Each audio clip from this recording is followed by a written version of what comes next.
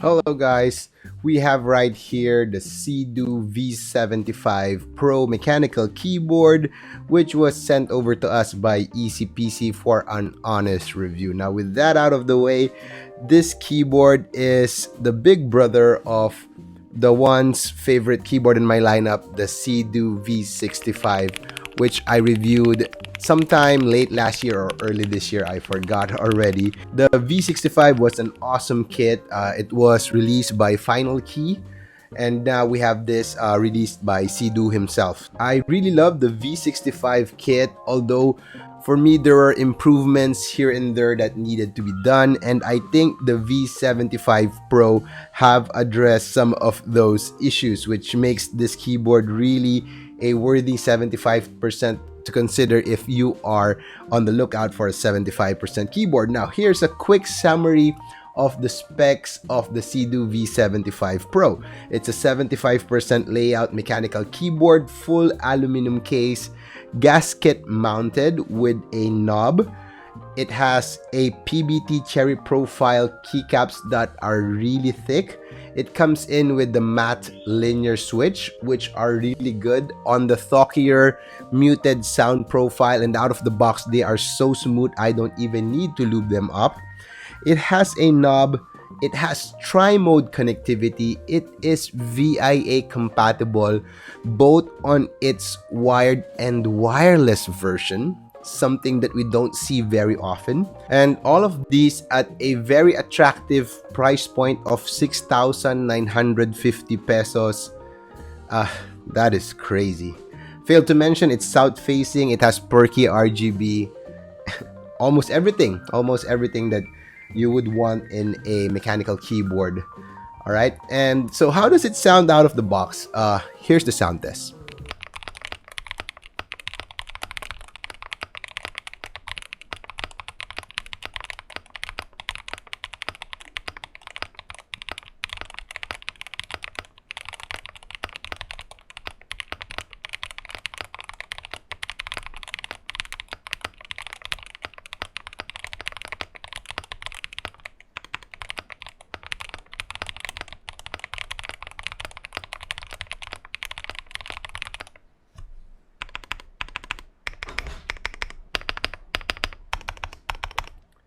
That is pretty good out of the box. I am really impressed. I would describe it as thocky.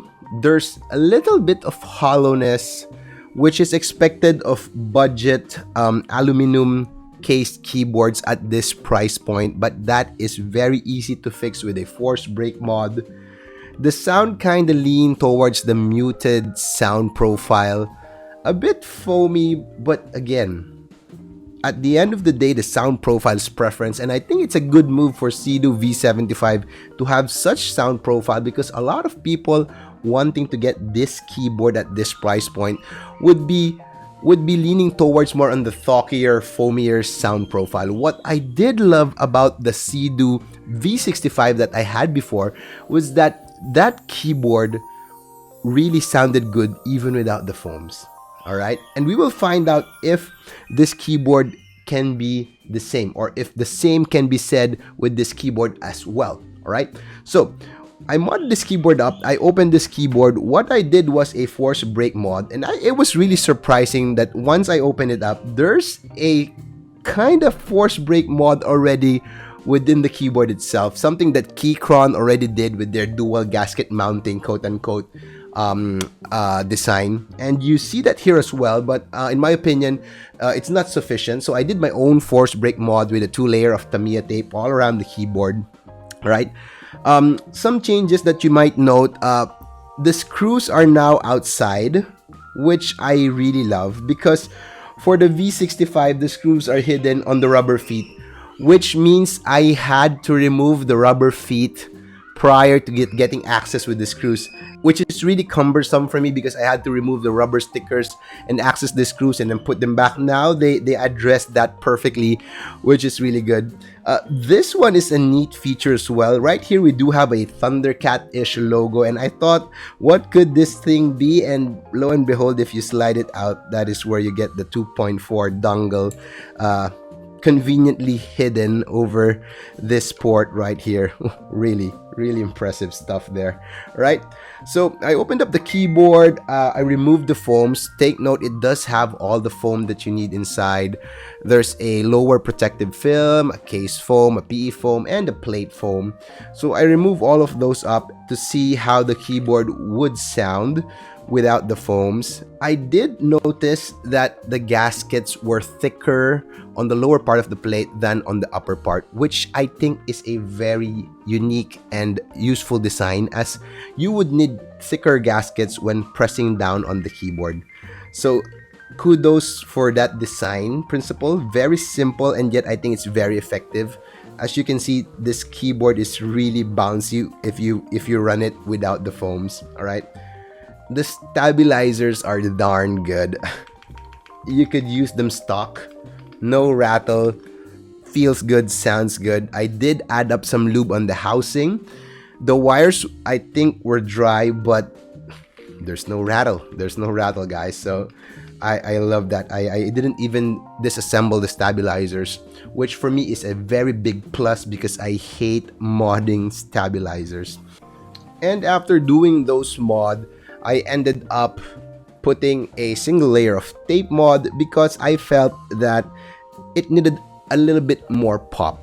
The sound profile after removing all of the foams, running it foamless, sounded kind of bit dampened or dull for me, but probably it's because of the switches. All right, so here's the foamless modded sound test.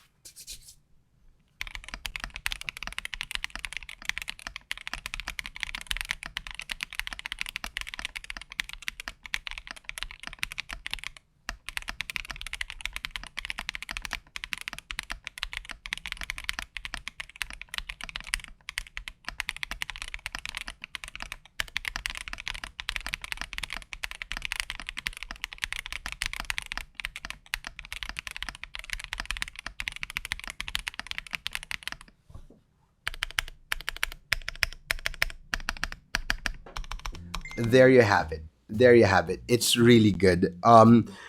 For a keyboard at this price point, wow, what could I say? It's really good. I love it. I love it so much.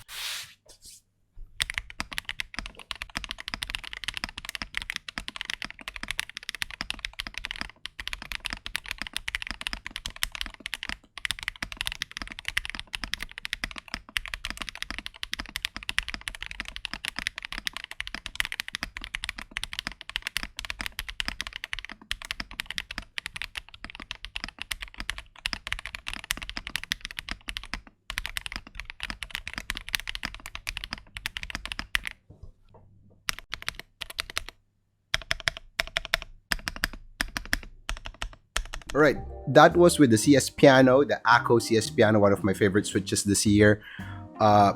It sounds nice, although to be honest, it's a bit muted, still muted for my taste. I would have expected the sound profile to be a lot more loud, but it's really good. It sounds clean. Without the foams, it's really bouncy. I like it. I like it a lot. All right, so final thoughts and conclusions. Let's start with the pros, okay? At the price point of 6,950, do take note that it's not a perfect keyboard, and yet I wouldn't complain with the downside, the weakness of this keyboard. I would still easily recommend this for someone looking for a aluminum keyboard, 75% at that price point. All right. So pros of this keyboard is it ticks almost all the boxes that you would be looking for. All right. Again, full aluminum keyboard, gasket mounted, tri-mode connectivity, knob, perky RGB south facing, 5-pin compatible, good switches out of the box, good keycaps, really thick keycaps. Stabilizers are awesome. All the foams that you need. Really impressive at 6,950 pesos. They have remedied some of the small things that I didn't like with the V65, and it's really good. It's really good. All right. Some cons, again, at the end of the day, these are preferences. I think the board sounds a little bit muted. If you want to go foamless, it can handle the foamless configuration, but it's a bit muted to my taste. Considering I already placed a tape mod on this one, I expected the sound to be more poppier, more loud. The V65 wasn't as muted as this one, and probably it has something to do with the very thick PBT keycaps included in this kit, which is again easy to fix. You can easily change this to ABS keycaps and probably might make it sound clackier and louder. All right. There's a bit of hollowness, especially on the keys near the edges, and especially when you run it foamless. So there's a bit of hollowness in there. Not too much enough for me to unlike it, but it's a bit noticeable. Again, very easy to fix with the force break mod. Probably doing a polyfill would totally eliminate that hollowness, as I did with the V65. And again, that is expected for the price point. Not complaining, nothing new. All right, you don't expect these keyboards at this price point to be completely perfect. No, very acceptable for the price point. All right. And yeah, that's it. Suggestions for the developer of this keyboard, Cidoo. I do suggest you release this keyboard in different colorways, much like Final Key did with the collaboration in the V65. But other than that, yeah, it's an awesome kit. I do recommend you getting this kit, guys, if you're on the lookout and your budget falls within that price range. Yes, there are cheaper aluminum 75% out there in the market. I have seen some keyboard kits being sold for around 3,000 to 4,000 pesos. But mind you guys, those are bare bones, all right? Factor in the price of the keycaps and the switches. The bare bones unit would probably cost at around 3,500 to 4,000, because the keycaps and the switches at this caliber, the keycaps would easily cost 1.5 to 1.9. All right, the switches maybe around 1.2 to 1.5. So in essence, yeah, if you're going to buy those cheaper bare bones in the market, all right, and then buy in your switches and keycaps, you would reach around 6,000, 7,000 pesos. This one is pre-built out of the box, really good. Good stabilizers as well. All right. So the pre-order is ongoing at EasyPC. You can check out the comment section for the link. You can pre-order your V75 and V87 Pro. Again, total recommendation from me. So if you like how it looks, if you like the sound profile, if you like the form factor, go ahead. You will not regret it. At 6,950, it's a go, it's a buy, it's a good keyboard. All right, thank you for listening, guys, and I hope to see you on the next video.